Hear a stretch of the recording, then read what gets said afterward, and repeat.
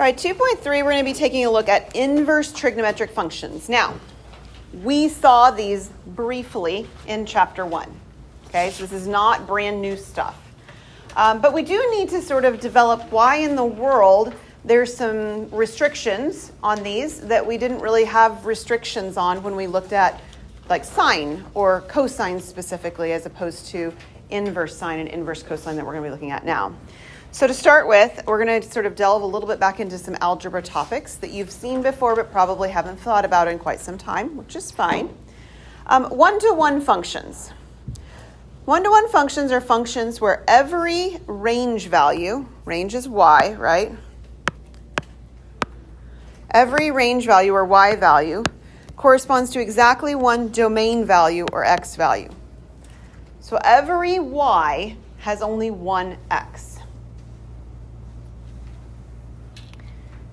So let me draw you a picture of something that is one-to-one and then a picture of something that is not one-to-one from algebra, okay? So a picture of something that is one-to-one, this is a sketch, is like this one. This one's one-to-one. This is a picture of one that's not one-to-one. And the reason it fails from this description is that this y value, whatever it is, has two x values that go to it. But on the first graph, every y value that I pick has only one x value that associates with it. Okay, that's what one-to-one means. One-to-one means that it has one x value for every y value, and this one is not one-to-one. Okay? Now, the easiest way, if you've got a graph or have a graphing calculator or can visualize what's happening, to know if something's one-to-one is called the horizontal line test. You might be saying, well, wasn't there a vertical line test? Yes, there is a vertical line test. Vertical line tests actually tell us whether something's a function at all.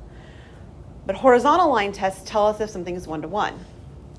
And what horizontal line tests say is, and I'm going to erase my marks right here, that if it's one-to-one, I should be able to draw horizontal lines through things, and they only cross the graph at most one time.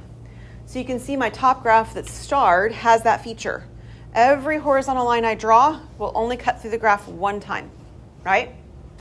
But on the second graph, most of the lines that I draw fail, right? They cross the graph twice. Okay, pretty good so far. Okay, so this is a distinguishing feature. Why does it matter? Well, the reason it matters is because if you don't have a one-to-one function, you cannot have an inverse. And we're looking at inverse trig functions. Right? So I need to know if it has an inverse, so I need to know if it's one-to-one. So this notation down here looks a little bit funny, but take a look at what it's really saying.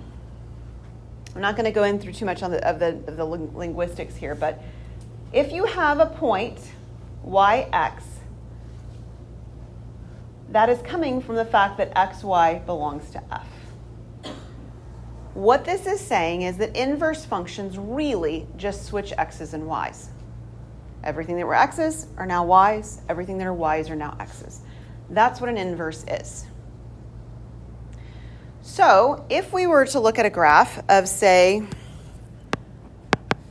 I'm going to use y equal x squared right now.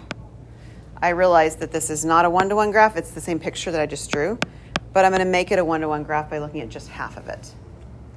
If I only look at half the graph, just the graph where the x values are positive, then I'm actually going to be looking at just this side of the graph. Is that one-to-one? Yes, it is one-to-one. And then what it means to have an inverse is that I can switch the x's and y's around. And I can say, okay, well, instead of it saying y equals x squared, now I'm going to say x equals y squared. Okay, that's fine. And if I solve this for y by taking a square root, then y is going to equal the square root of x. And if I draw this graph, the square root of x graph looks approximately like this. And if you take a look real carefully, I can't remember if I go into more details with these later, but we're going to mention it right here now in passing because it's at least important to notice.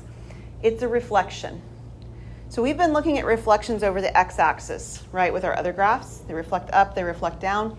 Inverses are a reflection across this line. Any idea what that line might be? It is. It's y equal x. This is the line y equal x. Because what we're doing is we're switching x's and y's. All the x's became y's, all the y's became x's. Okay, this is all algebra. That doesn't mean it's something that you remember well. I get that. But it is all algebra. And the point of it is, again, in order to talk about an inverse, we have to have a one-to-one function. Now I want you to picture in your mind the graph of sine of x. Is it one-to-one? No. It fails miserably. What does the graph of sine of x look like? Well, a lot of repeating, right? It goes up and down and up and down, and almost every horizontal line you draw is going to cross the graph lots of times. In fact, the word lots is actually infinitely many times. That's not good, because that means it shouldn't have an inverse function. But clearly it must, because I just told you we're going to be talking about inverse functions, right? And specifically inverse trig functions. So what gives? Well, here's what gives. We're going to draw the graph of sine real quick. Just the standard one with one period is fine for what we're looking at.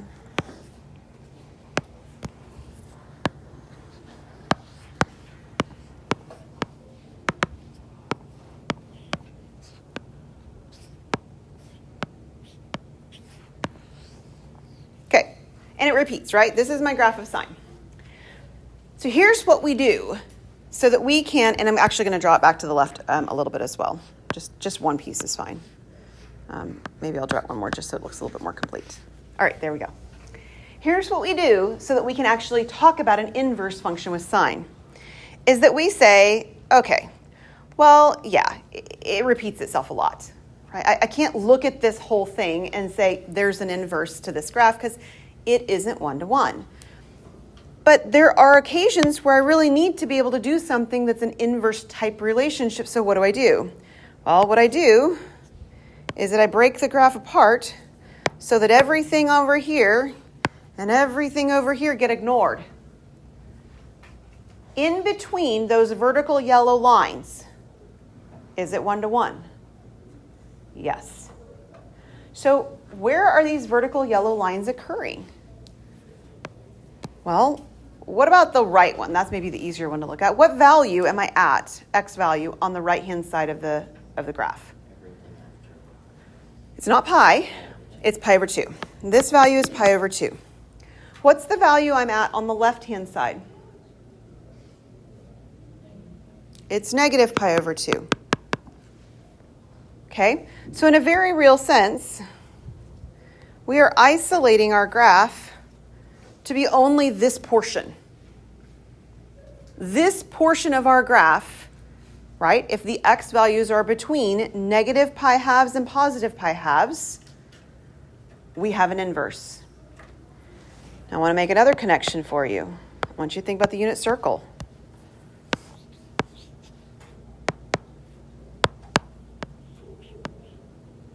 What values on the unit circle, or what locations, let's say it that way, what locations do I have a negative pi halves and a positive pi halves on my circle?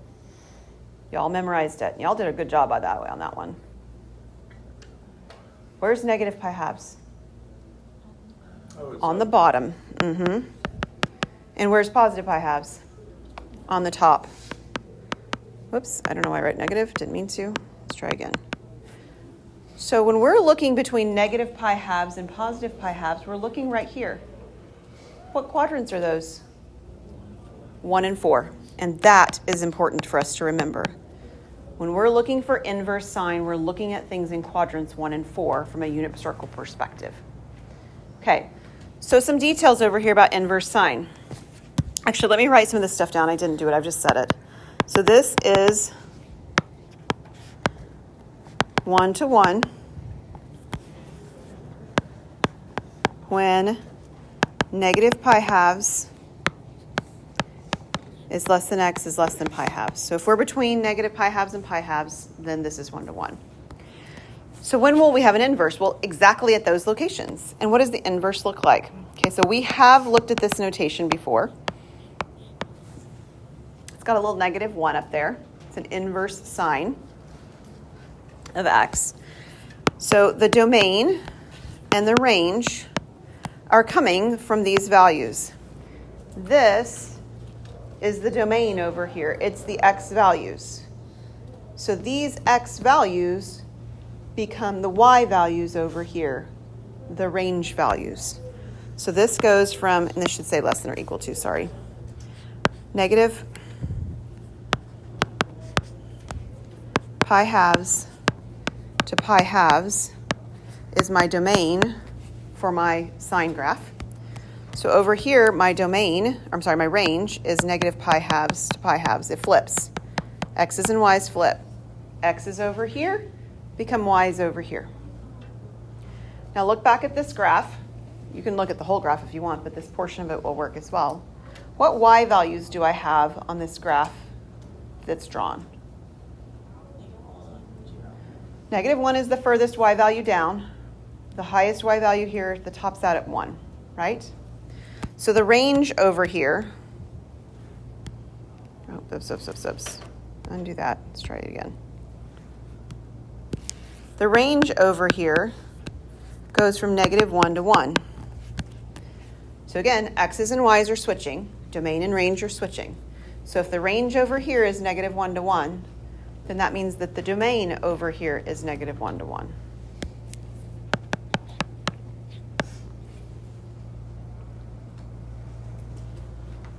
Okay.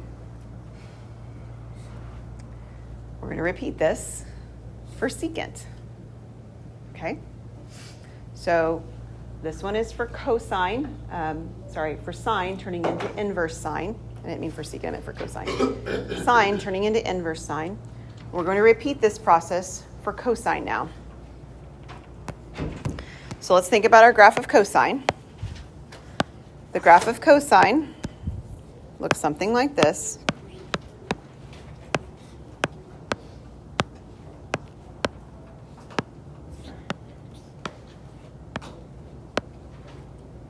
Right? And it repeats indefinitely, right? Infinitely to the left, infinitely to the right, keeps repeating. Is the graph 1 to 1? No. But can you see where you might drop in some of those vertical places and ignore the outer edges to make it work? Can you see it? Yeah, so one of them is here at the origin, right through the middle. Where would the other location be? At the minimum, right over here. These are terrible. Let me use my vertical line tool again. So if I were to break it apart here and here, and I were to ignore this piece and this piece, I would have a graph that's 1 to 1, right? So this value here is at 0. That's that first vertical line I drew.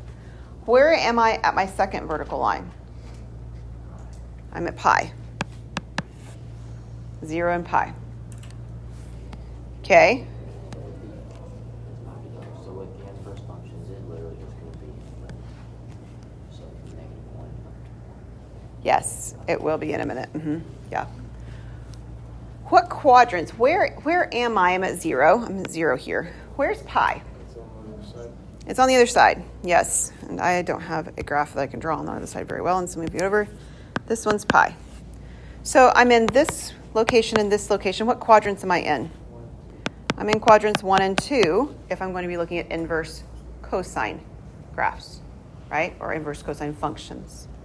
So let's do the same thing that we did on the last one. This is going to be 1 to 1. But it's between 0 and pi now, right? They should say equals to as well. So that means my domain over here is from 0 to pi. What's my range? It's still -1 to 1, right? Smallest value for y is -1. Biggest value for y is +1. So it goes from -1 up to +1. So when I'm dealing with my inverse cosine function, looks like this, right? -1 up there. I'm going to be taking a look at my domain and range. And what do the domain and range have to do because I'm looking at the inverse? They swap, right? So the domain over here for cosine is 0 to pi. That means that's my range for the inverse. And the range over here for cosine is -1 to 1. That will be my domain for the inverse. I think I should probably make mention, because I don't know that your book does it, but you'll see other resources at other times doing it. If you guys decide to go and Google something, you're going to look and you're going to be like, what is that thing talking about? There is another name for these -1 like this inverse notation, and it's got the name arc in it. So an equal way to write this would be to call it an arc cosine, and then you don't have the little -1 notation. I'm pretty sure your book sticks with the little -1s, and my math lab probably will as well. But if you continue on in mathematics courses with other books or something, or at a different university or whatever, these mean the same thing. And in some way, this is a little bit friendlier notation, the one that's in yellow, because when you guys see that little -1 exponent, sometimes you think of it like an exponent, right? And you think, oh, that means I do the flip.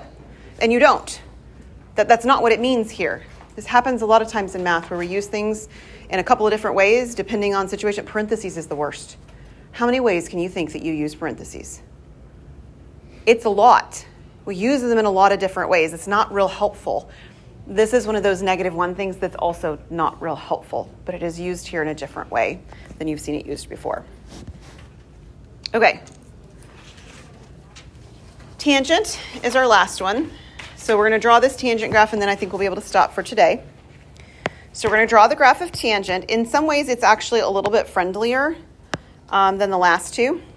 And the reason is because it has some natural breaking points all on its own that we can utilize. So tangent has asymptotes, and they look like this around our first one. This is the last section that you've done. Probably haven't done the homework for it yet. But the tangent graph looked like this. Right? And of course it repeats. It's got another set of branches over here and it keeps going, right? So it's got more than just this picture. But it's very nice in the sense that you can see the natural place where we should be breaking this apart to make it work, right? Okay, so forgive me for the fact that's not lining up. It's not wanting to do it. So these locations right here form a really nice barrier to be able to ignore this stuff out here that I just drew and anything over here on the left that I would have drawn, right? If I focus just on that one branch in the middle, it's 1-to-1, isn't it? Okay, so then what are these marks that I've drawn? These orange ones that are now dropped down. Let's do the one on the right-hand side. What x value am I at over there? It's pi/2. What x value am I at with the other orange or the asymptote that's on the left? It is -pi/2. So think unit circle. Where am I once again? Yeah, I'm at 1 and 4. Quadrants, that is 1 and 4. Okay, we're just going to go with that. That's fine. So this is pi/2. This one's -pi/2. I'm in quadrants 1 and 4. So this graph, again, is going to be 1-to-1. And now I don't get to include these. I included them when I did sines and cosines. Why do I not get to include them now? Like it doesn't say less than or equal to, it just says less than. Why do I not have the equal sign underneath here? Because they're asymptotes, right? I can't actually equal the asymptote. That's a value I can't equal. Whereas on the sine and cosine curves, I could equal the endpoint values because the nice and smooth continuous graph, right? So this one's domain is -pi/2. Here's you're going to use the parentheses, right? -pi/2 to pi/2. What's the range? Yeah, this one's -infinity to infinity, and we always use parentheses for that. Okay, so we can go down as far as you want, you can go up as far as you want. So over here for tangent, we're doing the inverse tangent now, otherwise known as the arc tangent. We have the domain and range. What will our domain be for this? Yeah, -infinity to infinity, and our range will be -pi/2 to pi/2. Okay, so you haven't seen what in the world we're going to be doing with this yet, right? All you've seen is sort of a development of there's this thing. It's called an inverse function, and this is where it comes from. That's not something you're going to have to repeat in the future, but we do need to know that it came from somewhere, and that's what this is so far.